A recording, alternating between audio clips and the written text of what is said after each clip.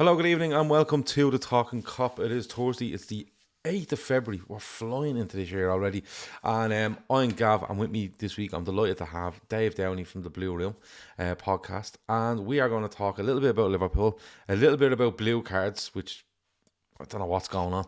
And we're going to talk a little bit about where Everton are with regards to 777. I have titled this show 777 Devil in Disguise question mark.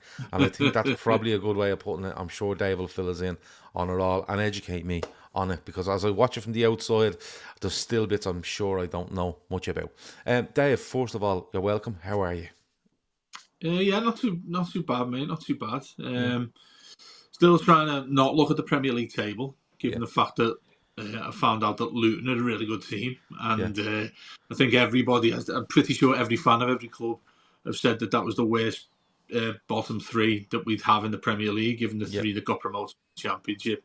And it's simply not the case. I think Luton are actually a really good side, certainly at home. And you look what they did at Newcastle, getting a bit more worried about them, particularly if we keep the points that have been taken away from us. So, luckily enough, a few clubs above them. I think there's going to be a big battle now for that last spot.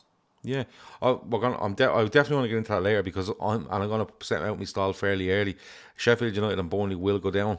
You're talking about Luton, but if I'm an Everton fan, I'm probably talking a little bit more about Sheffield or Nottingham Forest and others, maybe just above Luton at the moment. Because on form as it is, I think Luton are the ones that look most likely to get out of that and leave possibly Everton and others struggling and trying to get away from that third bottom place in the league. But there's huge issues at Everton, and we're going to get on to them. I quickly want to pull on two things. This is a Liverpool podcast, but I want to give most of this to Everton tonight, because me and you have been trying to get this together for a couple of weeks, right? So first things first, Liverpool got beaten at the weekend, deservedly beaten at the weekend. If anyone thinks Liverpool deserve to get out of that game, they're a bit mad. But they deservedly get beaten at the weekend. But they have a good chance against Burnley coming up this weekend to put things right and start another run. I got my hair cut last Friday. Liverpool lost on Sunday. So if they go on another run, I'm not cutting my hair. I've decided, I've told all the relative authorities, and I won't be cutting my hair if Liverpool go on another unbeaten run. But look, Dave, these things happen, right? We're quite level-headed here. We're like, that was brutal. That was terrible. We've lost it. You move on, right? As you have to. But the one thing to come out of this week is Thiago. Okay, Thiago comes on, plays 5 minutes plus injury time or whatever he was on for. And he comes on and you're like, another player back. You're looking at that lad Endo. You're looking at Endo coming back. You're looking at Salah coming back. Szoboszlai is probably out for a couple of weeks. Fine. And then it comes out that Thiago's felt another issue, a muscle issue, after that game. Now, it's a regular thing to happen when you're out for such a long time, that you can feel something after you go back and get into competitive football. But what's your take on Thiago at Liverpool? Because a lot of people feel he's a world-class footballer. On his day, exquisite for Liverpool. Averaging about 23 games a season, I think, for Liverpool, somewhere like that. But Liverpool need all these players, don't they? If they want to go and challenge for these 4 trophies, they really need every player. And this, I'd rather him be out for the rest of the season and go, listen, he's out, he's done, rather than backing in and back and gone. They are going to need them. Yeah, I think that's right. But the caveat to that beforehand is that how you saw Liverpool now, to have him in after so long of him out of the team. Obviously, he's back in training and there's various things that go on. We all know that's completely different to what you see in a 90-minute game in Premier League football.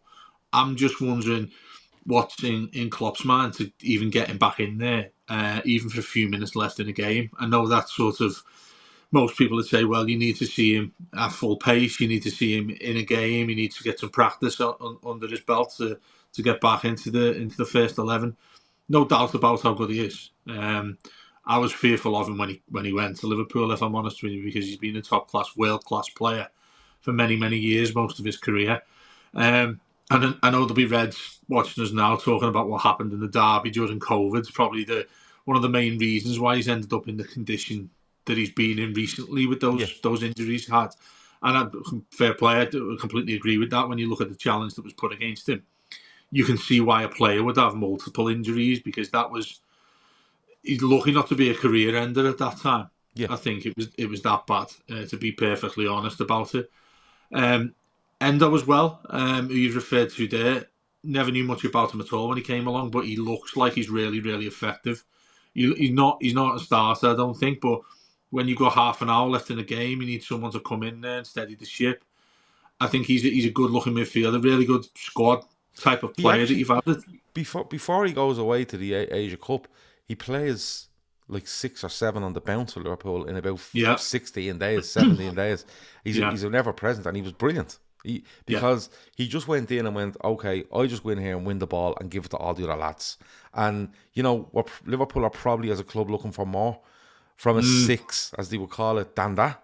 But it seemed to work with the players he had around him. A lot of creativity around him. Whereas McAllister plays in there, he wins it. He does give it to the other lads, but he has a bit more of an eye for a pass on top of that. But just back on Thiago, like, he's out of contract in the summer.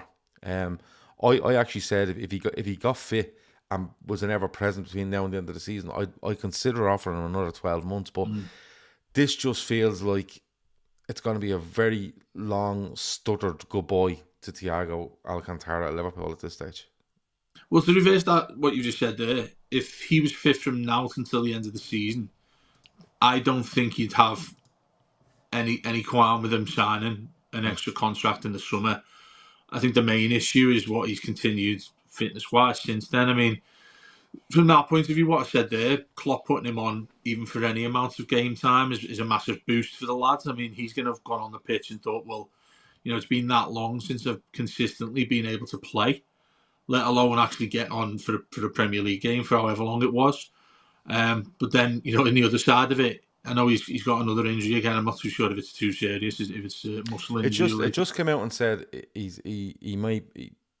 Thiago suffers an injury blow after a muscle issue following the Arsenal game. Now, that could be, like I was saying to the lads in our WhatsApp group today, lads, look, that could be 6 months out, because Thiago's literally gone for 9 months, right? He had a problem, I think it was his hip, it might have been a problem with.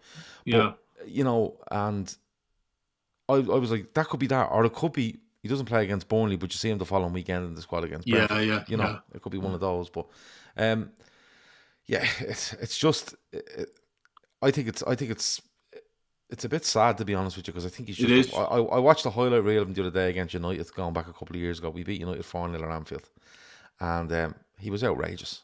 Like, you just couldn't get the ball off him. He was winning tackles, headers, you know, on the ground with the ball, spraying it left, spraying it right. Everything about the performance was just out of this world. And but looking from the outside in, do you think Liverpool, they've just made themselves be equipped without having to rely on Thiago and the young lad Boychetici, who has only played once, I think, this season? He's been really nursed back slowly after being really good last season.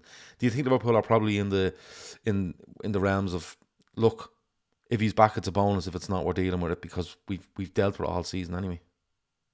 Yeah, I do. I agree with you. I think that if you were to reverse it and say that if you guaranteed that he's never going to play from now until the end of the season, I don't think many of your fans would see too much of an issue with that, given how well you've done up to this point.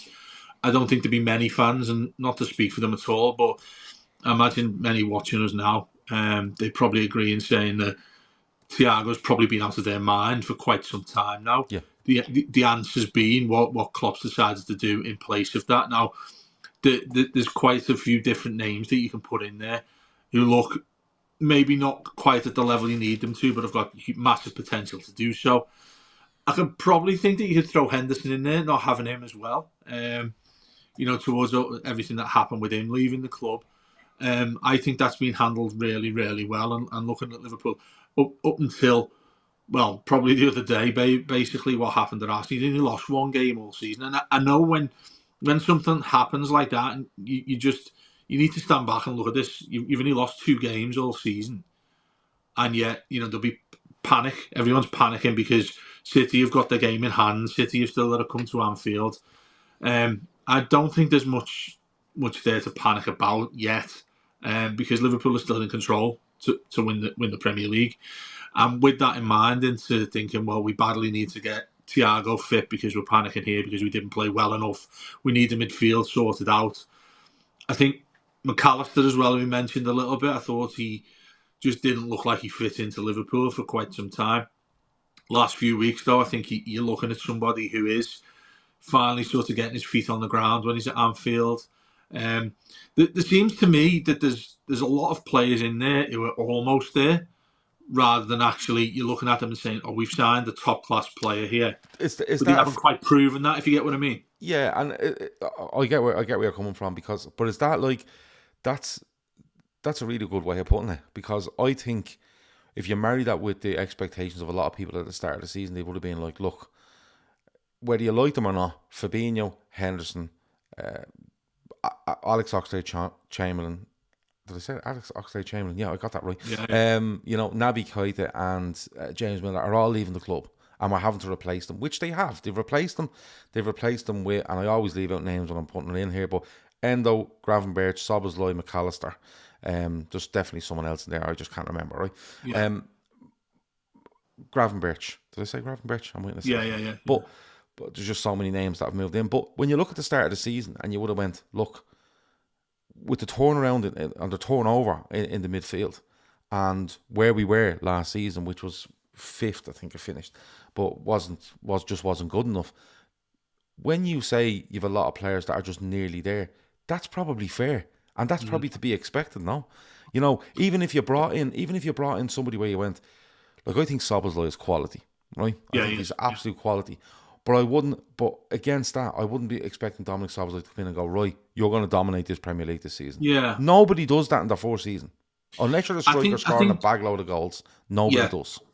Keeping that as your context is really difficult, because when you're where you've been and where you are at the top of the Premier League, it's only natural for fans in defence of them to think, wow, we've got these lads in who have just hit the ground running. If they can go to as far as they've gone now, look at what we've got in terms of, you don't have to take that step back and think, well, these lads need some time. They need to be able to get used to the surroundings of playing in a Premier League, playing at Anfield, playing with the size of the club.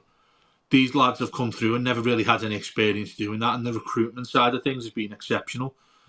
But what you've mentioned there, in the players that have left, there's a big gap between the ones that have left and the ones that have come in. Now, by no means is that the quality of them. It's just the experience. You think of Milner there and Henderson, years of success at Liverpool. You bring in two players that if we were to say it, or for example, were much better than them as footballers, I'd still be looking at that's a bit of a 50-50, probably lean towards Henderson and Milner as the players you want in there ahead of these lads. Yeah, because for the muscle memory as to what you're trying to achieve. Yeah, exactly. I mean, the thing is, you look at it and you sit there and you think, you know what, these two lads in 3 or 4 years' time are going to be world class, going to have us winning all sorts. They're going to, be ridiculous prices if anybody come in for them from Saudi or whatever. But it's just the natural way of players. They're going to take some time to get in there. I think the unfortunate thing for Liverpool is when they're there, there's nobody really who has got a captain's armband around them saying, come on, lads, this is how you do certain things.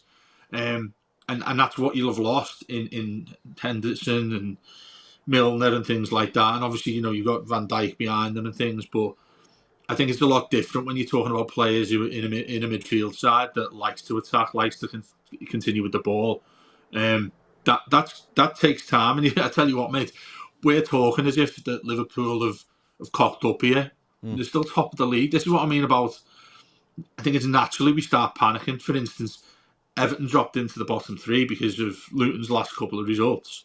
And we're all running around like headless chickens saying we're going down and go over to the new stadium, see if we're going to get a full attendance next season because we've been that poor and we're in the bottom 3. It's easy enough to do that regardless of how old we are with football. I think it's a natural way that we get pushed towards. But I don't think I look at Liverpool and think, you know what, they're going to fall away massively. I can see why you're thinking, wow, this is a proper challenge now because it's City who've stepped forward. Yeah. You look at Arsenal. I don't think many fans, including myself, have looked at them with full conviction because of what happened last season with them. They got to the last 10, had a really good chance, and then just fell away. I do look at them with serious contention, but I just think if I was to put money on it, Yeah. I'd have one of City or Liverpool finishing ahead of them. Having said that, I've said it on many shows. Liverpool don't win this league. I want Arsenal to win it because I don't want City ever winning anything ever again because they're the biggest cheating fucks that's ever been seen in the British game for me. So and if people can argue with me, well, I can't find Man City fans to argue with me to be perfectly honest with you. But look, I think you've summed it up brilliantly there by going, you've a lot of players that are nearly there, and that's not a slight on them. I think that's just a case of when you've come into the club, the situation they've come into with other players leaving, and the expectations, plus putting it all together at the one time. And right now, like you said, there's no need to panic. It's a case of you're on top of the league. If you win all your games, you win it. And the story, no one can touch it. You know what? It's hard to say because when you do say that they're nearly there, people would imply that you're saying they're not good enough. Yeah, no, that's not what you're saying at all. Do you know what I mean? That's the complete opposite of that. Is these lads are going to be fantastic for Liverpool, top class players. From what you've seen from most of their games, we're not talking about a lack of talent because they wouldn't be at Liverpool otherwise. The way you recruit players, it is just literally that line of experience and consistency as well. I mean, if you're a club on the side there and you think you've got a genuine squad there of 20 odd players, you're thinking you've got your genuine defenders you want to start, and you're thinking in midfield, these lads are going to have to come in at some point. You've got experienced players like Nunes, Gakpo up front and things like that. But then behind them, how does he not go through mentally that these lads can't play every single game because somebody else is going to have to come in because they're at the same level? And I think that's the only thing that I consider an issue in inverted commas that Liverpool have got. But I haven't seen anything poor or anything that isn't quite ready to perform for Liverpool. It just takes a bit of time. And like I said, I think it's a massive coup of those lads you've got if they go win the league on their first season in their late teenagers, early 20s. Yeah, unbelievable. And Kevin, the chat there, is basically saying, look, there's loads and loads to come from this squad, and where they are right now is just encouraging. It's next season where he feels you'll start to see Liverpool, even without Klopp, you'll start to see these after a year and after a year and experiencing whatever the experience, they kind of go, right, I'm fully on board here. If I've won it, Liverpool fans are going to show you what it means. If I've lost it, you're going to know how much it hurts and how much the standards of the club is. Sorry to interrupt, mate, but this season, when have you ever looked at a decent club beforehand who's been in the top 3, top 4, particularly in Liverpool's condition where you said you finished 5th outside the Champions League places? When have you ever seen a club buy the players you have who are very inexperienced and yet still be contending for the Premier League title? I would say that's a massive that is huge on the players that have come in there. They deserve a real amount of credit for getting in the position where they are now. It's an interesting question. You could probably go back to the time that Alex Ferguson decided in 1995 that this is enough of this team. I'm bringing a load of young fellas in, and he did. He brought a load of young lads in. Alan Hansen famously said you can't win anything with kids, and they went and won the league. Right, so it's probably something along them lines, because when you look at the players they brought in, they're all fairly young, bar Endo, who's 29-ish. They're all like Szoboszlai's early 20s, McAllister's early to mid 20s, Gravenberch is 21 years of age. Like, there's just loads of them that have come in, and you went, yeah, they're quite young. There's a load of years in them. Do you think that is in line with Klopp as well? There's a little bit of paranoia with Klopp, because whilst we're sitting here talking about a group of lads who need to learn, need the experience, need to kick on, and they definitely will, given the talent they've got. If Klopp was guaranteed of still being here, I think everybody would be a little bit more relaxed. But by the fact that we don't know who takes over, that sort of, is there an insecurity with that with fans? I'm not sure. There wouldn't be with me, because I, like, let's be honest about it, right? If you go back through the last load of Liverpool managers, I think Klopp takes over a team that is I think he takes over a team and a squad that's just all bits and pieces for me.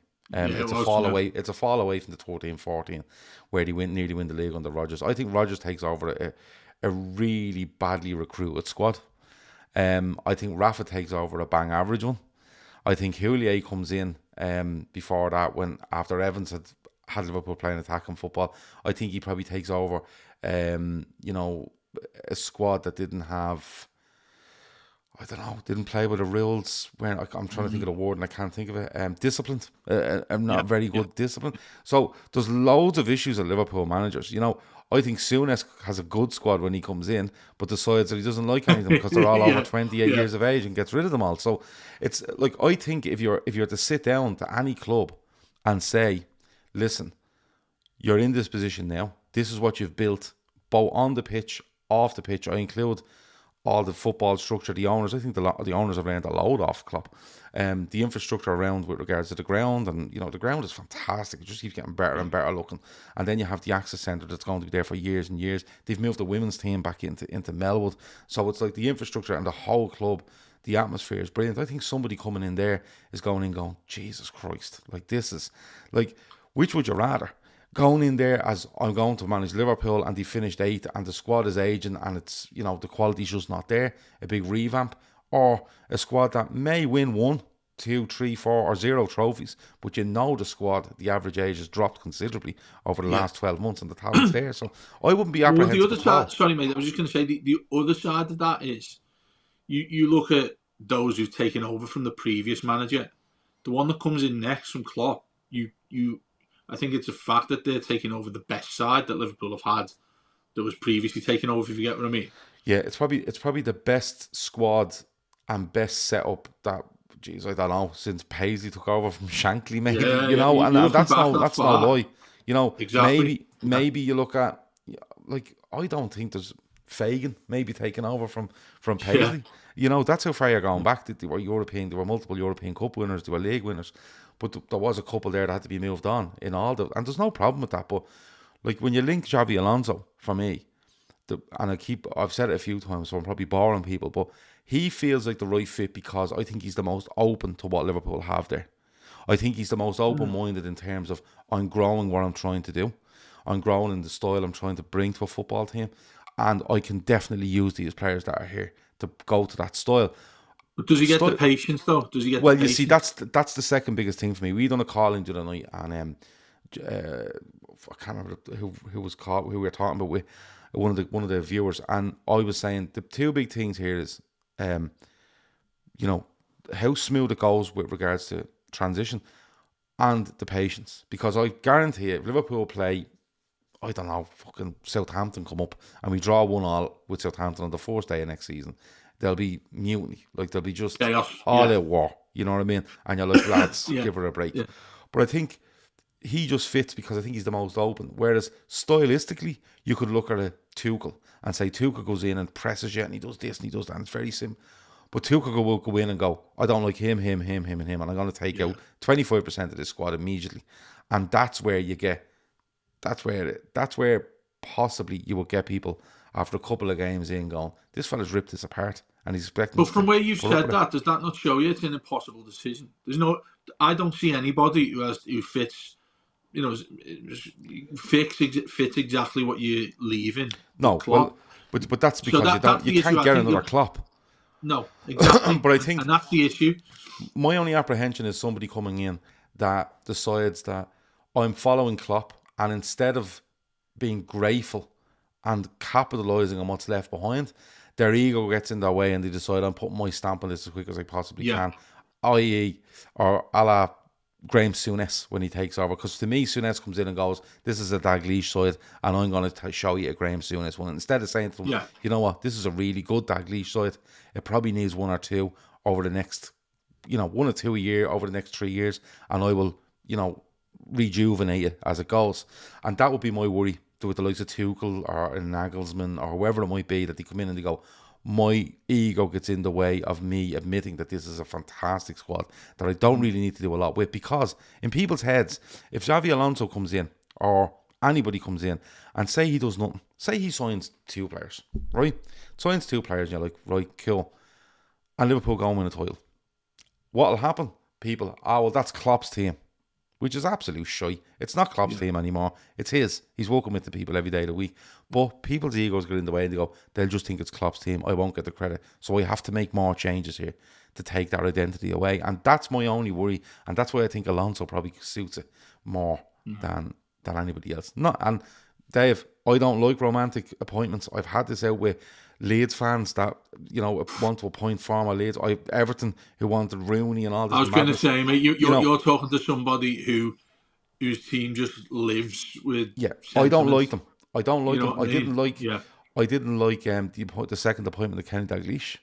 I liked it for the short term thing, but going beyond that, I didn't. I don't And think it's like a generation of fans, because you'll have had slightly older fans than ourselves, you know what I mean, who are like, they've lived in the Kenny years yeah, and everything he stood for Liverpool back when he did. I think it's very easy to have that feeling towards it. I mean, it was the same with us. Obviously, it's a completely different reference, but when Duncan Ferguson's getting the caretaker job, it happened on 3 different occasions, and all I'd see on our podcast, you've got to give him a go, you've got to give him a go, he's got to be the manager, because he's hard as nuts, he'll make sure all these kids wise up, and all the stereotypes that you associate with Duncan Ferguson. Personally, couldn't think of anything worse that he could go and do. Same with various other, Rooney. You look when Rooney started managing, even up to the point now where he's just fucked up at Birmingham. yeah, People are saying, "Oh, you've got to have that touch of Evertonians." And the thing that gets me is what have Everton done in near 30 years now. yeah, To be able to say, well, these lads who've played for us in the last 2 decades, yeah. they're the ones you want in. I do think that there's many clubs, yours in a completely different context, but I do think clubs, a lot of fans, a high percentage of fans are like, we need to install what we've always had. That history needs to continue as a line of thread that carries on and goes forward. And That's fine for a club like yourselves, but someone like us, where it's never happened. I mean, you think about United when Ferguson finally retired and then he come and got Moyes. I mean, be fans there saying, how the fuck has it come to this, yeah. And he apparently he handpicks him, and I don't like the romantic appointment. Like the thoughts of Steven Gerrard managing Liverpool makes my skin crawl, right? Because it's just like no, right? But and the thing is, don't get me wrong. I think if Liverpool were 7th or 8th in a league, I wouldn't be all over Xavi Alonso, because I think he's probably about 70 games experience as a top flight manager, right? Now, he's a lot of experience in the game in different countries. I get that. He's a former Liverpool player, so he knows what goes on at the club and the standards they have. But the reason I don't find this one as a romantic sort of thing is because where the level we're at, I think Alonso, how fresh he is in his ideas, but again, the respect to what's gone before, I just think he fits. I just think other people's egos will get in their way and they'll try revamp this Liverpool squad too quick, and it'll hurt them. But look, enough on Liverpool. But I do want to ask you, somebody asked there, I'll put it back on the screen. Ant Dicko said earlier, Dave, have you seen when the Derby could be on? The Derby could be on if Liverpool remain in all the cups. Have you seen this? I have seen this, mate, yeah. And second last day of the season. Looking for a few places abroad, going as far as I possibly to be can. Honest with you, if Liverpool are 2 no points, such things as social media or telly, if Liverpool are 2 points clear, right, going into that game, I'll book a holiday with you, because I don't think I could hack it either. Mate, can you imagine? Can you imagine that though? At Goodison, I just don't like the atmosphere. I couldn't even imagine when a team gets a free kick 30 yards out. I think everybody's absolutely shitting themselves on either end of the pitch. It's well, if Liverpool went into that game 2 points ahead, you could end up with a scenario where Liverpool could win the title at Goodison and put Everton down. That's what people thought straight away, because I got a full list of the fixtures and what's available, and basically, if Liverpool stay in the cup competitions to the end, the only midweek they have available is the midweek before they play Villa away in the second last game. So that would be their third last game, and the only available day will be the Tuesday/Wednesday. Can you imagine a night out round there, mate? Can you imagine a night out in Liverpool after that game? Oh, fuck's sake. Yeah, no, it's... honestly. Don't get me wrong, Liverpool's absolutely fine because one plays away, one plays at home every weekend. And, well, bar the derby weekends, and I've been at derbies, so I know, there's a bit more... Not an edge in the city, but there's a bit... When I say going out for a drink, there's not much more of an edge, but you are a bit more wary of, if you're in a pub and a few Liverpool chants go up or something, you're kind of in the city centre going, I'm not too sure. Whereas if Liverpool have played at home, you're absolutely fine. There's no problem there. But this could be mad. But look, we'd have to wait and see. Liverpool would have to remain in all the. I think actually, if it goes, no, they'd have to stay in them all till more or less the end. But That it's a Mate, big ask, but Jesus well, I was Christ. going to say, mate, that's all in the courtroom, unfortunately, mate. That's the way the game is these days, isn't it? Fucking all sorts of people Yeah. decide how many points we get back, how many points we get added. Yeah. Could well be down by then, anyways. You know what I mean? And Yeah. our main achievement we want to get is stop Liverpool winning the league if we've already gone down. So Yeah, well, that's it. yeah, We'll get on to the whole relegation thing in a minute, but the blue cards, Dave. Look, I thought this was a wind up, but then the amount of people I saw reacting to it was like, they're getting wound up by some. And I only seen one tweet saying it was meant to be happening, and then there was loads of people reacting. I was like, have so many people fallen for this? But Dave, like, what is going on? Like, they can't even handle VAR, right? Which is meant to help them, and now you're going to give them the scope to make their own decisions on giving a blue card for possible dissent or cynical fouls. And I'm kind of going, where does this come in? Right? A cynical foul or dissent is now a yellow card. Does that mean you get a yellow and a blue and you get sent off for 10 minutes? Or is there a yellow and then if you do it again, there's a blue, and then if you come back on, there's another yellow and that makes a red? What the fuck is going on here, Dave? Well, I think in the first instance, the reason why I think it's happened is because it's one way of them saying we've absolutely fucked up VAR. We need something to slightly have something different that people view at, a deterrent for people to look at and think, oh, you know, when there's a dodgy decision happened, if a referee gives a blue card, nobody's that arsed because anyone's gone off for 10 minutes. And the opposition is saying, well, that's all right there because someone's throwing a poor foul. The other side of it as well just instantly made me think of rugby straight away. I think that I could see the similarities between football and rugby, and there's a lot of elements of rugby let me see if I have this right. Go on. Dave Downie cynically takes somebody down while they're on the break for Everton, right? While they're on a break against Everton, gets a yellow card, right? And then Dave Downie does the same 10 minutes later. Are you saying he gets a blue card? Yeah. And then if he does it a third time, he's off. So they're basically trying to send less people off, but they're making subjective decisions. Yeah. You know, off their own back. But that's what I mean. That's what I mean by it's a complete shithouse call. Because you've then got, when that happens in a match these days, if I'm already on a yellow and I take someone down, you see the referee and a gang of dickheads in Stockley Park deciding whether that's a second yellow card. Yeah. Where they've got a way out of that is by giving a sin bin for 10 minutes. Because then that's sort of, you know what, that'd be a red in the past, but I'm not going to give that. I'm unsure about that. So this just leads to more cynical fouling. Exactly, and I think actually, you think of players knowing about it though. It'd be really interesting to how players react to this. Does this then mean that Virgil van Dijk yellow cards, or Canate, like it was the yellow cards the other day? Sorry, he was sent off in the end, wasn't he? Say if that happens, he's on a yellow.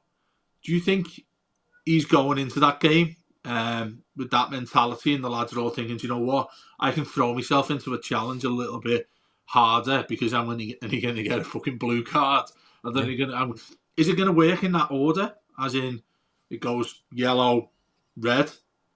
Well, I'm presuming it's going to go. I'm presuming it's going to go yellow, blue, yellow, which is another red. Well, that's the other thing as well. So that's what I mean by it's adding to an additional poor foul that is what we'd say is a yellow card. Yeah. So it gives the player two chances to fucking throw the legs in. So I think you'd add to that being a little bit more dangerous, but also make or did he bypass the first yellow and go, that's a really bad tackle, but I'm not going to send him out. I'm just going to give him a blue card. But it's a blue. Yellow. But it's a blue with an asterisk beside it because if he does another one. So, do you know what I'm saying? There has to be a system to this. Colouring in or something, mate, doesn't it? Fucking hell. Yeah. You know, well, Ashley L says here, FIFA wishes to clarify the reports of the so-called blue card at elite levels of football are incorrect and premature. Right? Well, any such trials, coming, doesn't it? Any such trials, if implemented, should be limited to testing in a responsible manner at lower levels, a position that FIFA intends to reiterate when this agenda item is discussed at the IFAB AGM. Right? But obviously it's come out somewhere. Yeah. Right? And my whole thing on this is they're putting a card in there, right? to make it look like they're stamping down on something when they're actually increasing the chances of other things happening. Yeah. So if you actually get the right level of consistency from referees with regards to certain challenges or certain fouls or opening their mouth to referees, you won't need that blue card. Like, Martin Odegaard is the biggest thing for me in the last couple of weeks, right? I'm not even at the game on Sunday, right? I can't remember it too much, but at the game in the Cup at the Emirates, Martin Odegaard must have fucking lifted the referee over 3 or 4 times, waving his arms, throwing him around, boom, boom, boom. Nothing happened. Harvey Elliott went into a tackle. Guy went down fairly easy. Harvey Elliott went, fuck off, ref. Yellow card. Now, there's 2 levels of dissent, which are, I would say, fairly similar. The arms are flailing and giving out. Nunes the same the other day when he's pulled down by Gabriel, when it's Gabriel should be off the pitch, but that's not taking away anything Arsenal done. And again, levels of consistency. So how are we expected, right? And they might do it in Europe because they're quite good at it. But how are we expected to believe that these guys that continuously change the bar of acceptance around all sorts of decisions, even when they have a guy watching the fucking whole game and able to tell you exactly what's gone on, how are we meant to expect these people to turn around and go, oh, by the way, while we're in the middle of fucking up this video thing over here, I'm going to have a blue card now. And now, instead, I might make a blue card decision, and then the guy in the fucking transit van on the side of a motorway, he might make it. We're not too sure yet. Like, it's fucking mad. And then when you marry all this in with clear and obvious, which are the worst fucking 3 words to come into the game of football in years, because it's a bit like, we know this clear and obvious is bullshit, because basically, if a ref makes a decision and it's wrong, VAR will just say, it's wrong, right? Whereas if you see a decision where you go, ref says penalty, contact made, yeah, but hold on, there was contact made, but I can't pull him back and say, there wasn't enough contact made. It's fucking insane. Like, and FIFA are playing it down a little bit there, according to Ashley in the comments, but you know what's happening. Like, they're already talking there about, any implementation should be done at lower levels, blah, blah, blah. So it's actually on the agenda for the AGM. It's, Dave, I listen, we all give out about referees, we all give out about VAR, and we can say good things, good things have happened to a team or bad things have happened to a team over it. But I still think you can bring as many cards in as you want. Their position is untenable. No, it is. And this actually will prove it.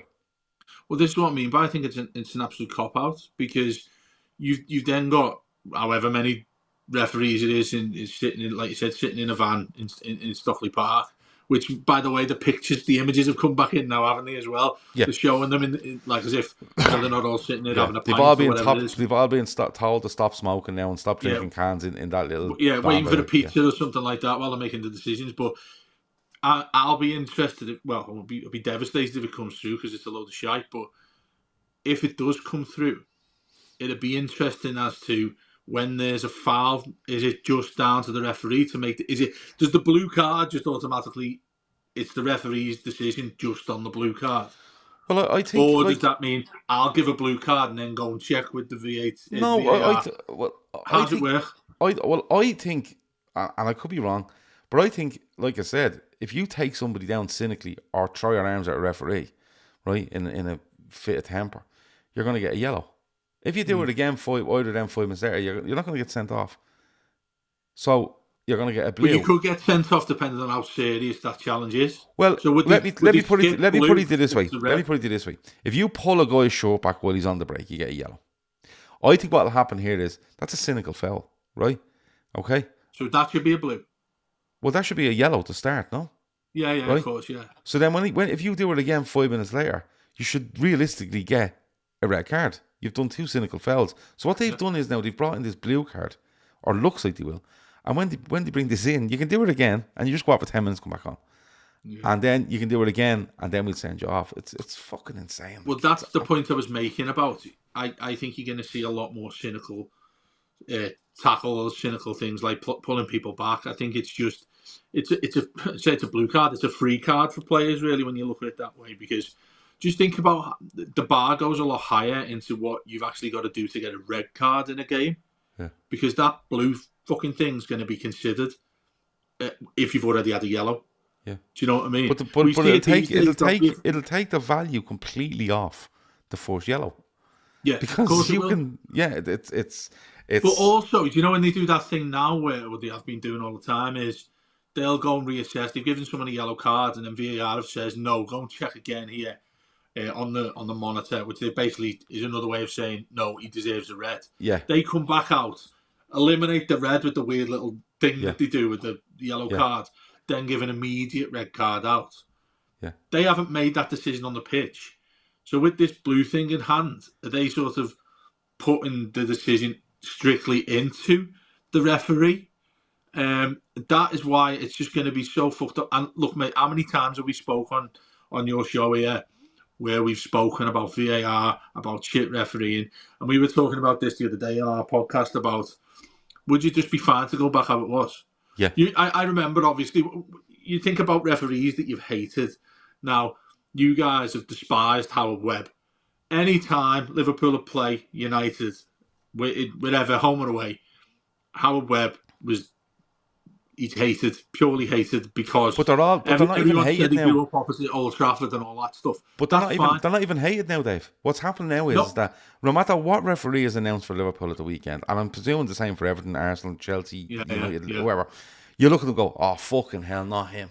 And then you start looking at who's on VAR. Oh, that prick's in the fucking van. You know, so it's like there's nobody out there where you go, he's all right. Michael Oliver, maybe. But I'm presuming there's definitely a club in this country, in the UK, and in England, in the Premier League, that's looking going, oh, Michael Oliver, he's a fucking prick. You know, he's that club's, Howard Webb. And it's just absolutely, to me, they should be giving them less scope to be fucking idiots. Would you go back if you were given the option? How long's it been in now? 5 years? 5 years. Would I go back to just human error? Would you go back to how it was? Yeah. Absolutely in a heartbeat. Yeah. And I'd love to know from, obviously, everyone who's watching us now to put their comments in. Would you go back to how it was? Because people in the comments can put in yes or no. Yeah. Go back or not go back. Just type in go back or not go back. That's two. No VAR, go back to just referee. Yeah. But just to make that fair, if you go back and are completely honest, I remember when I seen VAR firstly was when, and the goal line technology was in the women's World Cup final a few years ago. That's when it was first established. I remember looking at it and loads of friends, family were saying, how good's that going to be in the Premier League? Because all the shit referees we've already got are really poor. Wouldn't it be great to them being able to see a replay and then make a decision? Which I'll admit, I said that I felt that the exact same thing when it came in and when it was already in Germany ahead of us. And I was thinking, this is going to be brilliant. You won't see any fucking stupid things that you're able to complain about for years gone by. The offside thing as well. When if your shoulder's in front, then you are offside. But if your foot is, then you're not. Do you know what? I'm actually like, there's people here now, right, saying Archie Dillon won't go back. Johnny Doyle says no way. And Dicko says you'd be actually able to celebrate goals. Kev Sullivan says not a fucking hope. Antio says no. Raven Eye says yes. Steve Crowley says yes. Brian says yes. Tarek says no. Betty says yes, go back. Robert says no. Simon says yes. Ant says yes. And Raven Eye's back in again saying Emma wouldn't go back. Get competent people to do it and be a separate entity to the PGMOL. Right. I think there's a middle ground here. I would actually keep the offside stuff because it's technology. The referee is not fucking around. It's basically technology, right? Now, having said that, we've seen Luis Diaz getting done for offside because there was a complete lack of communication. But that was the lines a couple of years ago with all the lines going through. But Luis Diaz against Spurs this year is miles on, and they end up saying the wrong things on the mic, and they make a mess. but the thing is, for me, is that whether you want to go back or not, and it's not going to go back, Dave. That's me and you just being romantic about the whole thing, right? Whether it's going to go back or not, you need, and whether you're going to keep the PGMOL or not, I think the Premier League should actually just get rid of them, bring in referees from wherever you want, and be employed by the Premier League, right? Which means they're answerable. And not only that, stop giving them too much scope to influence games. They're influencing games because of basically their own opinion on things, and that's not how it works. Every Premier League team has a big rule book that they all know, and they can all quote it. And then you've got fellas going, no, not this week. But what about the one last week? Look, that doesn't matter. We're doing something different this week. Do you know the point you're making there as well? What you just said, a part of it. 20 Premier League clubs. There's not one of them that has just completely gone by and every decision you've had has been correct from VAR. So, and this probably follows in nicely to what you want us to talk about in terms of Everton's point deduction and all that crap. When you think about these decisions need to be agreed. What is it? 14 or 15 clubs need to agree in 14. order for some 14 clubs you need. Where would you not agree that there's 14 teams there who would say, look, this needs to change? I can't understand why it hasn't, because they have the conference before season starts every summer, all sorts of stuff like that. Yeah. Would it not only take 14 clubs to say, we're not having this shit anymore? And obviously I think there'll be a lot more than 14 clubs, by the way. But they should be using like past experience. So like if you see somebody go into a tackle this week, right? Let's say for argument's sake, Adressa goes into a tackle this weekend against Man City, right? Goes over the top of the ball, tries to control the ball, goes over the top of it, and gets the ball, and they go yellow card, right? And Curtis Jones does the tackle that he does against Spurs earlier on the season against I think it was Basuma, right? When they look at that, they should go, yeah, look, he's gone over the top. But if we look back to that instance, and everyone remembers these instances really quickly, Dave. Just look at it and go, look, there was one area in the season, it's very, very similar. He doesn't mean it. It's a yellow card. Because we've set the precedent. But precedents don't seem to matter. And look, I can't go on about this anymore because it fucking grinds me gears. Can I just mention one thing before you go? Where you've just referred to it, I think many Reds will have seen that, because obviously, whether we lie or not, we all watch each other. The FA Cup game we had away at Crystal Palace, Calvert-Lewin got sent off. Yeah. Right? That was rescinded. Yeah. Right? Now, you lose that game because you're down to 10 men. I can't... It doesn't settle with me that that's been rescinded, because it makes you feel fucking worse when that could have been the reason why you should have been on. You should have been on the pitch for the last 10 minutes or whatever it might be. Yeah. Add to that, you've got fucking VAR. That is when I'm thinking, VAR could actually sort it out, and it didn't. They all look at it and go, yeah, no worries. Mr. Catcake says, what evidence is that the refs are better from other parts of the world, Gav? AFCON refs have been shocking. No, the evidence is that this works better in other divisions, because there are more other countries, i.e. Germany, Italy, Spain, France, wherever it might be, because the referees over there are more open to it, and they're sticking to the rules that they're meant to stick to. That's all it is. They're literally sticking to the rule book, and they're using a precedent from the start of the season, and then they're going for it. So, look, I want to get on to Everton, because we're meant to have 6 minutes left, but we're going to go way beyond 6 minutes now, because we want to talk about Everton. But before we do, Dave, I have to bring us on to this. Look at that. I'm really good at this stuff. Right, so Football Prizes is one of the sponsors for this show. What Football Prizes do is they give us, they send us on information every week with regards to Liverpool prizes that they give away on their website. They're not limited to Liverpool. You will find Everton stuff, Leeds stuff, Man United, Arsenal, whatever it might be. Footballprizes.co.uk. Now, at the moment, they had got, or they still have, a Xavi Alonso prize up there at the moment. I think it is framed, it is signed, it has custom LEDs. I think it has a built-in TV as well with kind of highlights of Istanbul and stuff on it. The tickets are there. The link is in the description, okay? And that's a brilliant prize. Get in there. There's only a couple of days left on it. Then they came up to me today and said, oh, by the way, we've another one. Another prize, which is Harvey Elliott signed and dedicated shirt, which means if you win, Harvey Elliott will, at the private sign to Dave Downie, lots of love, Harvey Elliott, to which Dave will say, fuck off, Harvey, annoying me. I can't wait for that one. Can I enter it, please? Yeah, you can enter it if you want. I'll have it on my wall over there. You can enter it if you want. But what we're doing is, there's 2 prizes up at the moment. They're both brilliant prizes. Please get your tickets. Their link is in the description for both of them. But what we're going to do is, because we have members to the channel now, we're going to go and we're going to spin this wheel in front of us, and we're going to take 5 people for the Alonso, and we're going to take 5 people for the Harvey Elliott. Now, if I'm going to enter them all in, right? I'm going to enter them in my name.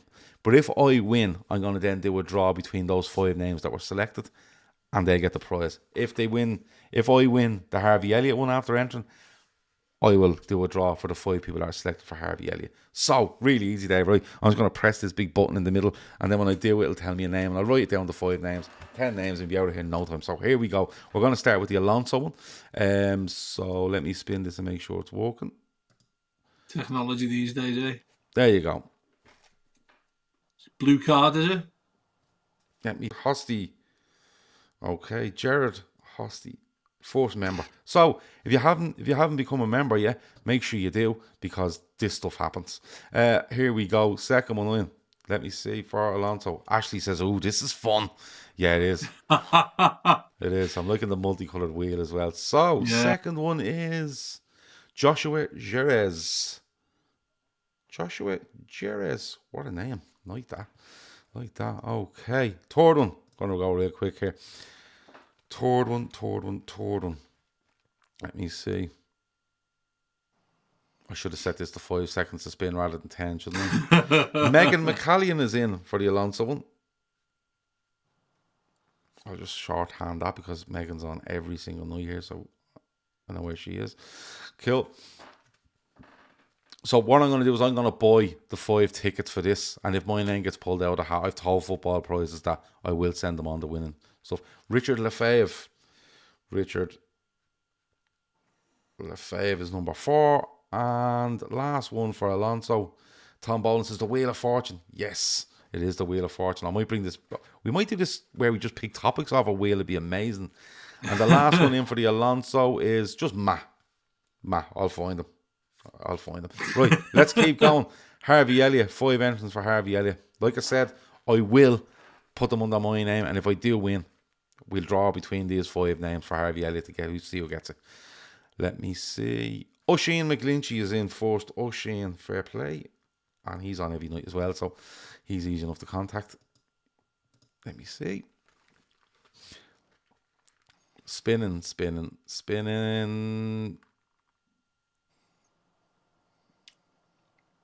Max Okens, okay. Max is number 2. Let me see. Number 3. Should have put your name in here for the crack, Dave. I'd happily give it away. Gary Boland is number 3. Gary Boland. All these were members of the YouTube channel as of first thing this morning. Let me see. Number 4. And we'll get off. Number 4 and 5, and then we'll get off. This wheel is spinning again. Really need to set this to 5 seconds. Darrell Walsh. Walsh is number 4, and last one to come out is, let me see, Carl Robinson says, what are the prizes? Did I not? Richard Lefebvre gets in again. Oh my God, he gets in on both. Should we let him in on both, Dave? Well, we have to, really, don't we? Because he's being drawn out twice. So that's how it goes. Lucky night for him, mate. Yeah, lucky night. Put the lottery on. Yeah, well done to him. Anyway, back to the screen here. There we go. Let me see. What are the prizes? Let me tell you really quickly. First prize, Xavi Alonso. Signed, framed, LED, TV built in. Signed jersey from 2005. Okay, there's a load of other prizes that can be won in that as well. I think there's something like 23 prizes, instant prizes that can be won at that time, with every ticket you buy for that. So the link is in the description. You have about 24 chances of winning. The second prize, Harvey Elliott signed and dedicated shirt to yourself, plus about 19 other instant prizes, which is excellent. Like I said, both links are in the description. If you click on them, it'll bring you into footballprizes.co.uk. It'll bring you straight to that prize. It'll give you all the details. But with every ticket that you buy, you have got a chance to win that main prize, but there's other chances to win as well. So it's really good value. So go and check it out. Make sure you buy your tickets. And like I said, those, I'm buying 5 for Alonso. I'm buying 5 for Elliott. If I win either of them, I'm going to then do a draw for the Alonso prize or the Elliott's prize. And that is because you are members of the channel. We threw all your names in there just today. And I don't know, next week or the week after, we might do something similar. Or we just, I don't know, just give you some money or a few cans, or I don't know what we do. But that's how we're working with the members. We're giving stuff back. A night in Gav's shed for the winner. You would, not a better night you wouldn't have in the pergola out the back. But look, let's move on. Dave, talk to me. We've gone way over time, but I don't mind because I want to talk to you about this. That's fine. We know where Everton are in the league, right? We know about the points deduction. We know there's an appeal on that. We know there is another sanction over them at the moment, as well as Nottingham Forest. But the outcome of that is not known yet. I don't even know when that's going to be known. All right, I'm presuming way before the end of the season. Okay, but the biggest thing for me at the minute, Dave, is I don't ignore this points deduction stuff, because this is what's going to come. I think not only for Everton and Forest, I think it's going to come for more teams down the road, right? Because they're tightening the whole process here now, where literally every year you have to hand in your accounts and they go through it. And if you have a fucking issue, you will be deducted points before the season starts. That's the way they're doing it from now on, right? But this 777 stuff, Dave, I think is monumental in what's going on at Everton. And I'm under the impression, and correct me if I'm wrong, I think they're bad news loaning money to you, but I think they might be even worse news owning the football club. And I'm going to start off by saying, Thor says, right, I'm going to say it here because I kept it from very, very early on. He says, so many questions about 777. Looks like Genoa and Standard Liège have serious tax issues. That would scare the life out of me if I was a Blue. So, Dave, are they the devil in disguise? Because, in my opinion, they're loaning money to Everton, where they've loaned it themselves to loan it to Everton. Exactly it. And they are going to fight tooth and nail to get in and own Everton, so they can strip Everton of assets, in my opinion, to pay back these loans they owe, and will not lose their money. Because if they don't get hold of Everton, and Everton, for some reason, go into financial meltdown or administration, if they've given them 180 million, they're probably getting 18 back. But they owe somebody down the road 100 to 120. Yeah, I mean, I did a lot of research on this when they were initially linked with the club, which was last summer, really, I think. Yeah. Talked to a couple of journalists who are quite close to the work they've done with them. And the way the company is, start off by saying that they have a lot of investment in and around sports. Like you mentioned, there's a couple of clubs, I think 7 clubs in total. It's interesting, I was talking to, because we've got Man City at the weekend, I was talking to Dave Mooney from their podcast, who is purely honest about what goes on with their financial side of things. And he was saying about the club structure that City have with the team in Melbourne and all that sort of thing. 777 are of a similar cause of what they want to do. Like you mentioned, the club there, every single one of them, like I said there on the list of people who've chatted with us, the real problem they have are the ones that they've been into. A lot of fair play, that is the way the world works. If you're a company, you're a business, and you want to acquire several different football clubs who don't play in the same league, obviously that wouldn't be allowed. Then fine, that's allowed, because the only sort of thing where there's an issue there is if you're able to rent players from each other and things like that. And that's what an issue with Manchester City have. If they see a world-class player at I think it's one of the Melbourne clubs, isn't it? They see a world-class player there, he's allowed to come over immediately because they own that club, their owner owns that club. Where these guys have gone massively, massively wrong, and where there's a massive concern for us is what you mentioned about loan, they take loans to give others loans. To therefore think they're going to regain those loans with a profit and then repay the ones they've already taken. That, to me, screams bells all over the place, because if you're taking a loan to loan a loan, where's your initial finance? Why do you have to take a loan in the first place? Now, the first thing it would indicate you, and really, again, this is where the alarms have come towards my direction, is if you're a company that wants to acquire a Premier League football club, which is in the shit anyway, by the way, which Farhad Moshiri would take a lot less than he initially would if he was trying to get rid of Everton, if we were in okay financial decisions. Look, he knows he's lost a shitload of money. Yeah, and Moshiri and Usmanov are not like clean of charges here. Like, and we're not going to go into them. Like Tarek says, the 777, they own Vasco da Gama in Brazil. They are absolutely hated. Like, there's protests all over the place there, mate. They are seriously despised. So for people that don't understand, right, and I hope I have this right, Dave, and stop me if I don't. Let's say 777 want to loan Everton £100 million. which I think they're about to enter them for about 180 for them at the moment, aren't they? 180. They're giving another 130. They're giving another 30 just last week. So 210 up. No, sorry, that took us up. That's to made it up to 180. Yeah. So basically, what's happened is, if they want to loan Everton 180 million, what they do is they go out and get a loan of 180 million over a term of 10 years, right? Yeah. And they might pay back 200 million on that. Okay? Yeah. And what they're doing is they're turning around to Everton and going, here, there's 180 million. You owe it back to us in 5 years, right? But you're going to give us 220 million back. So we're going to make 40 million on this in 5 years. And we only have to pay back 30 on it or 20 on it in 10. And that's what they do. They keep shifting one to the other. Rob, fucking pay Paul, or whatever way they say it. But what's happening here is that Everton genuinely look to me like they might struggle to pay this back, right? And if they struggle to pay it back, 777 can't pay back their loan. So am I right in saying 777 are trying to get in here because if financial meltdown goes, they are in charge of all the assets which will cover the 180 million they've taken out as a loan from Lloyds Bank or wherever it might be? Yeah. I mean, the scary thing was the guys who own it actually came to Goodison for one of our games a month or so ago, and that shows you the indication that he doesn't care what really happens to Everton. He just wants his money back to get out of Everton as fast as he can because he's already lost a load of it.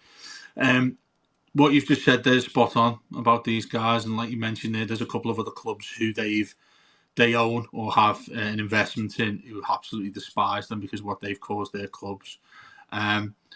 Let's face it, as human beings, anybody watching us now, you take a loan to loan somebody else. That makes sense to you to do so, because you have to repay a loan with interest.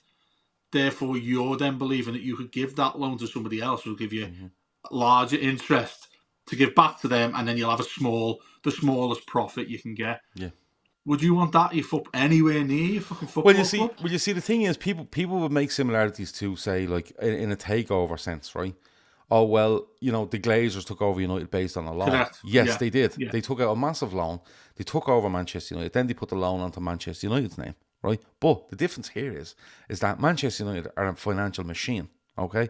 Where they can easily, I don't know what they were sold for, 500 million quid or whatever it was, right? They can easily get that back in 10 years if they want to. Manchester United could give that back in 3 or 4 years if they wanted to, right? Even going back to 2005, a money-making machine. The problem here is that Everton are realistically a company in distress. So what they're doing is they're pumping money into a distressed company knowing that they'll have to take it at the terms that they're giving it because of the usement of stuff. Merseyside doesn't want to plough any more money in. Goodison Park isn't probably making enough money on match day. The sponsorship deals that Everton have compared to others, I think, are quite poor. So the actual turnover at Everton is not great. And on top of that, they're having to pay big wages, Premier League wages, to stay in it. And they're way above what they should be above, like with regards to the ratio of what you earn as to what you pay players. Now, the thing is that, you can make the comparison about United, but it's not a comparison because the Glazers took out a loan, absolutely, right? But what the 777 crowd are doing is they're putting the loan in to get it back out, to give it to someone else. There's 3-4 transactions going on here, right?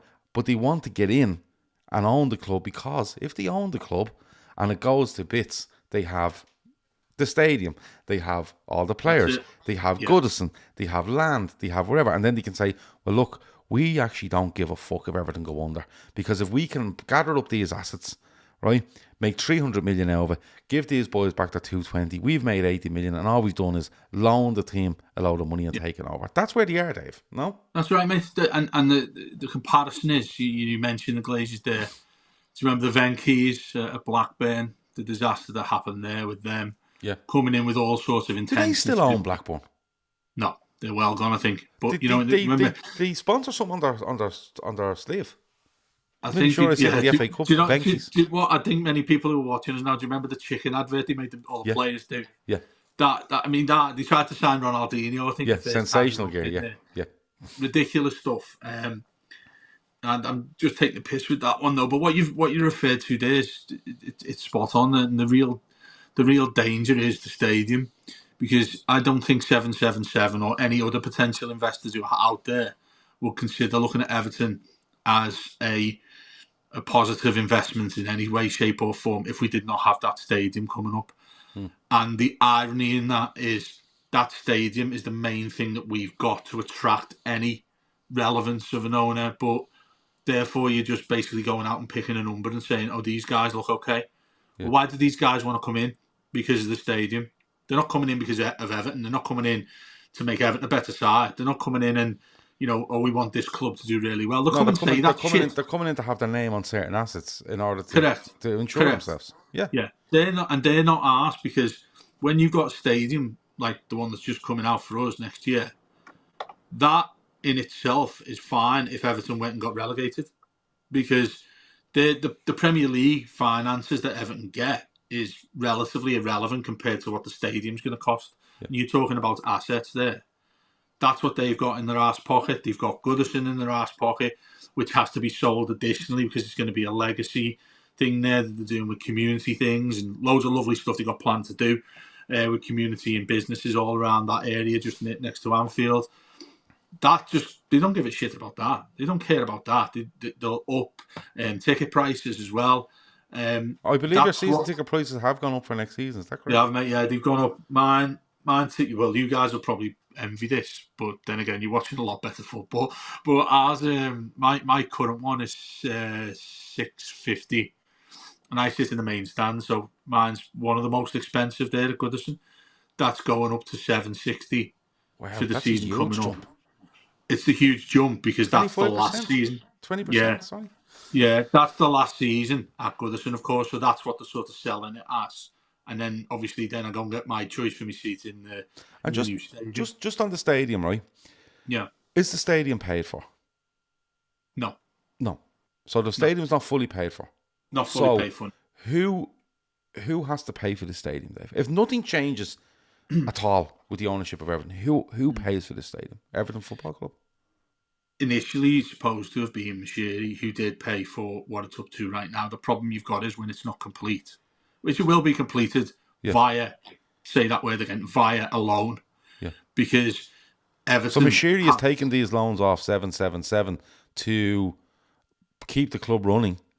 The initial part of it was his business, his money that he put in first. Obviously, he would then say, I'm not a bottomless pit. I'm not going to carry on doing this. Mm-hmm. That then comes from the revenue Everton are able to make from, well, you go back to players that are, at the back of that line, but you go on to when Usmanov is there, and this is where we're talking about getting into a mess. You've got somebody in there who's your business partner. You didn't have the luxury of thinking, hang on, everyone who's Russian is going to be sanctioned not to come and invest in our country anymore. Mm-hmm. So he's gone. But if you look at some of those businesses that come aboard while he was there, that company USM started sponsoring the stadium started sponsoring Goodison, all sorts of its logo all over the place. Finch Farm, where our training facility is, he owned that, I think, as well.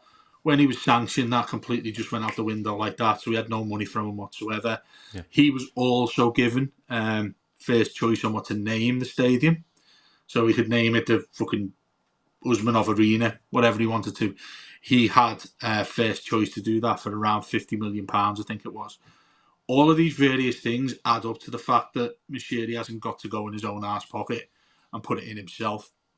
The problem you've got now is, like you said initially, with places, bastards like 777 are more than happy to take the loan that they need to get into Everton, because that big juicy stadium is sitting there right now. And you mentioned that word, assets. You've got assets to pay out loans. You've got the most recent stadium in the Premier League sitting there, regardless of how Everton doing there, whether they're a Premier League or a Championship side going into there. That does not change the value of that to the company that is taking it over. So that's why. And it doesn't change the value of it to the city that it's in. No, but do you know what else? That's why it's sort of ironic, because the city council itself was going to fund Everton as part of the city. There was a massive kick-up fuss about that and what team you support, and all that shit was involved, as you can imagine. Yeah. But what you've just referred to there, like, the way in which it's invested in, it's a sitting duck. That's without even referring to the breaches we've had. It's not even. We're not even talking about anything that refers to stuff on the pitch. It's No. everything behind that. And that's why, if go on, mate, sorry. So so if nothing changes here with regards to ownership, this stadium will be completed, and it will be Yes. Everton Football Club, as they are ran right now, will have to foot the bill for this, which puts them in humongous financial fucking peril. Because right now, Everton can't continue as they're continuing on. Well, that's without us, like I said there. That's without even discussing the 10-point deduction, and if you're even going to be relegated. That's what you said there is absolutely spot on. That's the condition you're in. Everton anyway. staying up and not changing ownership. I could easily expect Everton to go into financial administration, even if they stayed up. Well, there's another irony with that, in that with the points deductions and the following sanctions that have came, it might well work out that if we'd have administration, if we'd have gone into administration, it might work out even better than having the actual deductions we've got, really. This is the other thing I wanted to talk to you about briefly, was the way in which the Premier League is ran absolutely stinks. Now, that's obvious for me to say so, given what's happened to Everton. But the point is, with me, you making that decision after the season started, that has a domino effect on everybody else. So say, for instance, you've got Liverpool playing Everton. We're already down because we've lost the 10 points. And we don't give a shit what Liverpool do against us. We put out a gang of kids, whatever. Liverpool win it and get the Premier League. If we were still up, and which might well be the case when we're playing, could be a 6-pointer for us at the bottom of the league, whatever it is. If we're still in that place, with those 10 points still deducted, our team is going to be one that fights hell and leather to try and win that game and stay in the Premier League. So what I think is a fucking joke is that they've deducted that 10 points after the season started. Yeah. So what was it, 7-8 games? Those 7-8 games, people are putting out different teams. They're putting out everything. Everything changes based on what your club needs to do. Everton need to fight a lot harder. Everything you can think of, that has changed for every football club in there, because you're thinking, well, we need to put out a better team against Everton because we can turn them down. And for that very reason is why Leeds, Burnley and Leicester are all trying to get all sorts of shit out from us, sorts of money. Because if this 10-point thing comes too could late, have easily happened last season. If it happened last season, Leeds would still be a Premier League side. So that's why it just kicks the can down the road, rather than just saying, start of the season, Everton are being deducted 10 points before the season starts. Yeah. Everyone knows where they stand then. Everyone knows how they can play, how they want to set up teams, how important the game is, whatever it is against Everton. That's when it's fair. To do it 10 games in, you've got 10 opponents before. You know what I mean? That's incompetence from the Premier League, right? And I'm not even going to argue with regards to Everton finance if they should get 10 points or not. They got 10 points, right? And look, mate, listen. The first thing we should have cleared with this is Everton deserves to be punished. Yes, 100%. Undoubtedly, everyone, 100%. Most fans would admit that Everton deserved, because of the breach we had. Yeah. It's the size of it that's the debate. Well, the size of it, you see, is a debate and isn't a debate at the same time for me, because I've listened to your podcast. I listen to it every week. I'm not going to, I do, right? And somebody, and I've said it to you, I've agreed with lots on it, I've disagreed with lots on it, and people are saying, the precedent, and there's no precedent for this. The fact that there's no precedent is you are the precedent, right? And everyone's going to have to stick to that now. You're right in what you're saying. They should have had this done at the end of last season, right? At the end of last season, they should have went in and went, listen, by the way, this is what's happening, right? Or before the start of last season. And this is why they're bringing this in now, where you will have to give in your accounts. They will go through it. And before you kick a ball in the Premier League, you'll be told, you're bang out of order. You're getting 10 points. And nobody can argue with it. And nobody can say it should happen here and it should happen there. And we're going to sue you for this and we're going to sue you for that. Everyone will know on the 1st of July, you're going to get told if you're good to go, or you have 10 points. Correct. That's what's going to happen. That's exactly. Well, like I referred to then, if we get to a stage where, like this devil's scenario that could happen to us, like we referred to at the start of this, we come to that and we're already down. Do we really give a shit about playing Liverpool? Well, I think you would. I think you would. Even if you couldn't stay up, I think you would, because Well, maybe a bad example. Let us to Derby and all that. But an opponent. No, I would say if you were playing Man City on the last day of the season, and they needed to win to deny Liverpool a title. Yeah. Yes, Everton would have literally you put the out Alsatian dog that you Yeah. carried through the streets at the back end of last season will be playing up front. Yeah, I mean, you know, the sort of way. So if you've won a raffle, like the raffle you've just done there, yeah. Those players. We're picking our back five. We're picking our back five from 5 lads in the fucking the Denby. You know, the sort of way. Exactly, and you be playing right back there. Exactly, mate. But I might do a better job than some of them. but look, I think the only thing I would say is that, given the 10 points, I've argued actually with Kev that's on this show an awful lot around the Forest one, because Kev is like, look, they come up in the Championship, there's slightly different rules. This and that. My only thing is if they're pulling this into line, right? And Kev made me actually think about this tonight, because why we disagreed, I kind of went away from it and thought to myself, hold on, he might have a point here. While they're pulling everyone into line, I find it a bit rich that they might come in with a second sanction this season. Yeah. And the only reason the second sanction is coming in this season is because he didn't sort it out last. So if Everton had got 10 points last season and stayed up, they would have been told at the start of the season, you have another 10 points this year. And by the way you're carrying on, but just to let you know, you're going to have another 10 points next year after that, because the 3-year cycle that goes on, you're financially getting worse as it goes on, and there's nothing you can do about it. And the legal side of that, though, mate, sorry to interrupt you with that. The legal side of that is the second one and the first one can't both be given in conjunction, because it's a double punishment on one issue. Well, yeah, but I think on one issue, but in different periods, Dave. So because it's the 3 previous years. You're right. But what happens is they will look at you from, say, 20 to 20, 21, 22, okay, and then they go, yeah, you're getting a sanction, and then what they'll do is they will say, right, now next year we're looking at you from 21, 22, 23. The problem with this one is, with the sanction in this one is that they're doing it in the same season for 2 different periods. Correct. Yeah, and that's it. That is so basically what they should say what is the appeal is. Yeah, that's so what the appeal basically is all about. Yeah, so basically what they should say to you is, by the way, listen, this is what's going to happen. You're getting 10 points this season, and you're getting 10 points next season if this goes against you. We can't do it twice in the same season, but if Everton stay up, they are getting 10 points next season. Simple as that. And when you hand in your accounts, right, for this season, we will put you on notice that at the start of 25-26, you will possibly have 10 points there as well. You know, the sort of way. No, but not possibly. You actually will. You know what I mean? Because they're going to. You see, they've snookered themselves because they're trying to do 2 sanctions in the one season, which means that they have to separate one sanction, but they're struggling because it keeps backdating itself. That's where their issue is.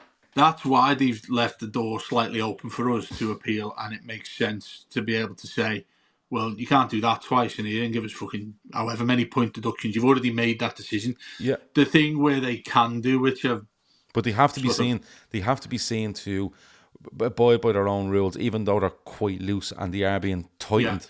Come this summer, they still have to be. They still have to be done. The option they have is to fine the club or turn around and go, listen, because of the nature of these circumstances, we are giving Everton a 1-year transfer ban. And that's where they're going. And the 10-year and the 10 point. Yeah. Well, the thing is that could be beneficial, for want of a better word, for us, is if they found us guilty on this second one, they have to eliminate the first one. So they're basically going to be sitting in a position where they go, right, which is the worst thing we should do for Everton? Which is the most sensible thing we should do for Everton? That goes back to what I said about the ridiculous way in which they gave the 10 points after the season started. Because people are standing there, you're about to, we were talking about the bottom few sides. I mean, we've got, I think it's Brentford, Forest, and I think Palace are going to go down, by the way, because they'll drop in like a stone. That's another matter. Those, 7 sides that there are?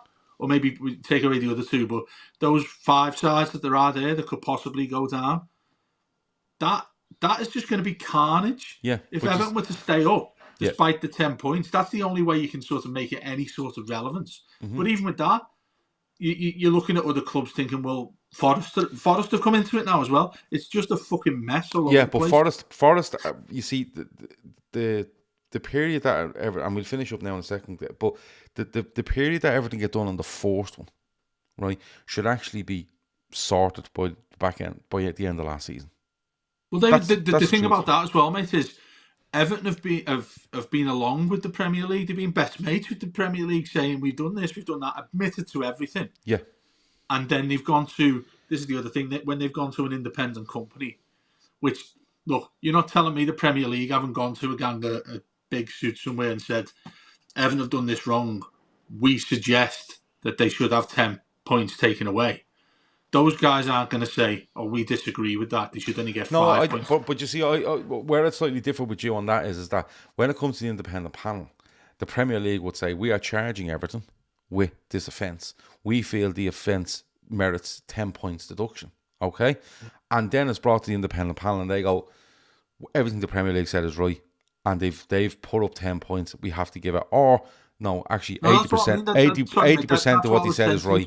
8 points. Yeah. But the problem they have here, is that you're actually living on a 10-point deduction. In my opinion, that should have been dealt with at the back end of last season. Having said that, Everton shouldn't get away with it because of the timing of it.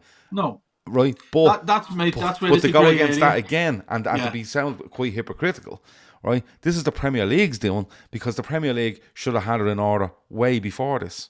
Right, and the Man City thing is in the background as well, and they have to be seen to be doing a certain thing and a certain process, because that's definitely going to come up in the Man City case in a year's time. There's 100%. Well, this is all meant to be changing this summer, isn't it? The rules are getting changed. Well, no, what's going to happen now is that by the end of June, by the 30th of June, all the clubs will have to hand in their accounts. Yeah. Okay, and when they hand in their accounts, they will be told before they get, if any ball is kicked in the Premier League, if your accounts for the last 3 years are okay.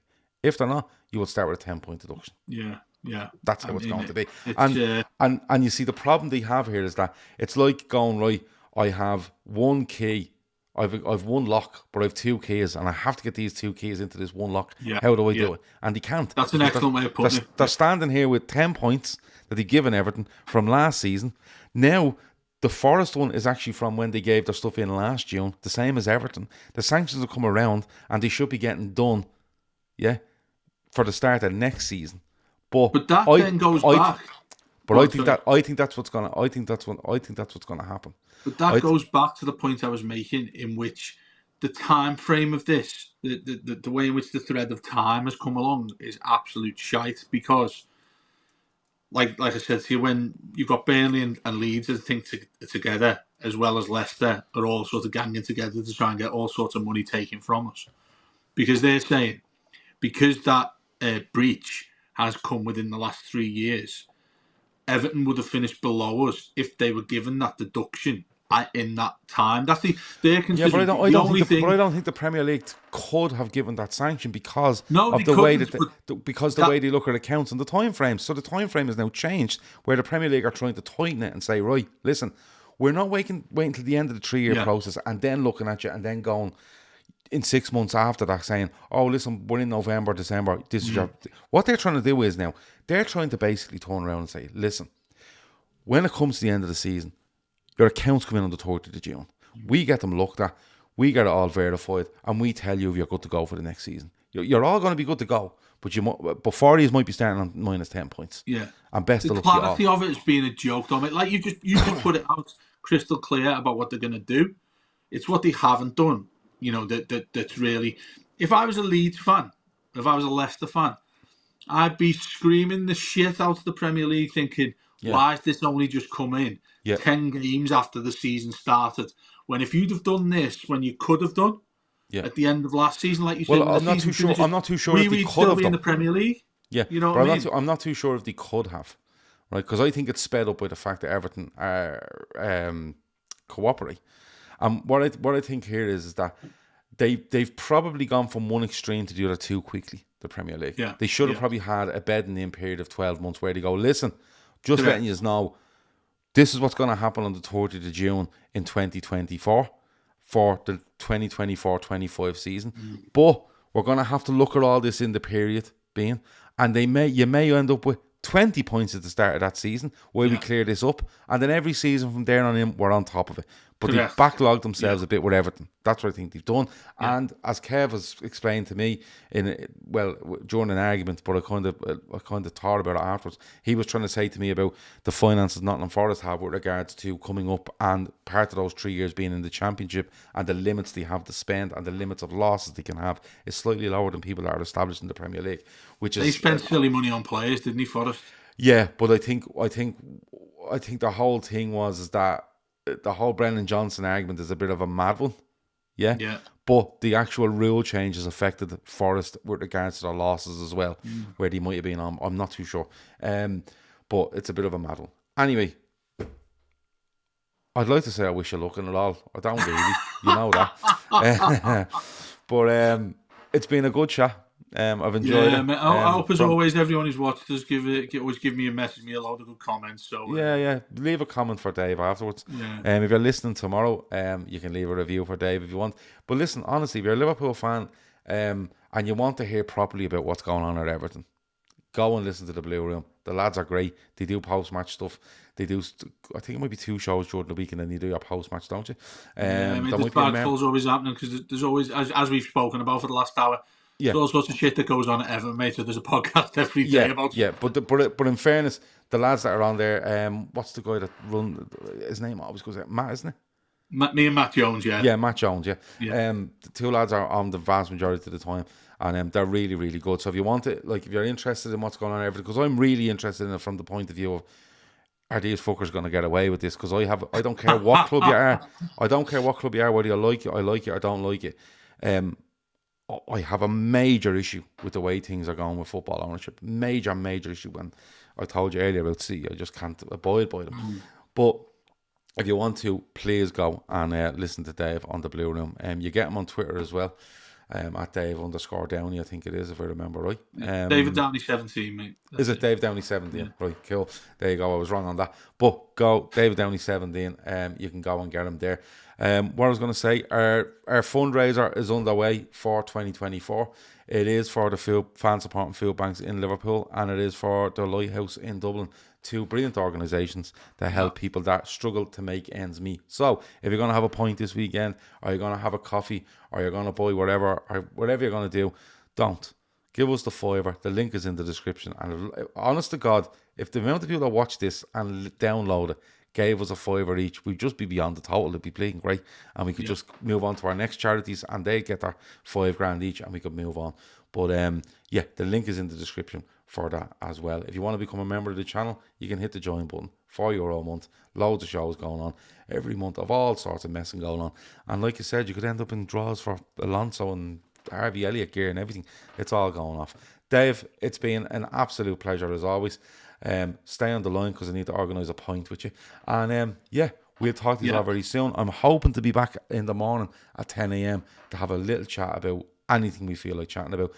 Matt and Kev are going to be back tomorrow night having a look around Liverpool and the preview to Burnley, and then we'll be back on Saturday after the Burnley game, and we'll be back on Sunday night as well. Loads and loads happening. That has been the Talkin Kop. Sorry for keeping you so long. It was all Dave's fault. Talk to you in a bit. Over and out. It's Everton's fault, mate. It's Everton's fault. It's the Premier League. Good luck. Yeah.